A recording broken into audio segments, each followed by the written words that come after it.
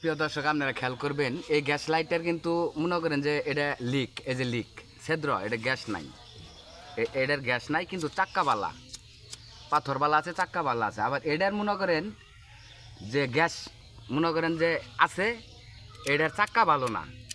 তাই আমি এইভাবে নিয়ে এটার গ্যাস নেই, এটার চাক্কা ফায়ার দেয়, এইভাবে নিয়ে এই যে এইভাবে আগুন ধরে বিড়ি লাগাই। এই জন্য দুইটা গ্যাস লাইট আমি রাখিয়ে দিছি।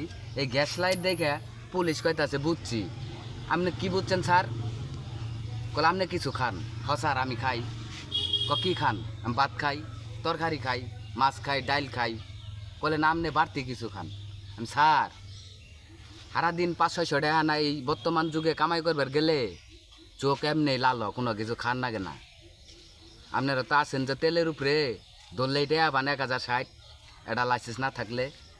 আর আছেন কার কোনো খুঁত আছে ইনে খুঁজে খুঁজে বাই করেন, আমরা উন্নে বাই করেন। আমরা সহি কামাই করে বউ পোলা বানেরে খাওয়াই, আমরা খাই। আঙ্গরে কামাইয়ের মধ্যে কোনো ভেজাল নাই।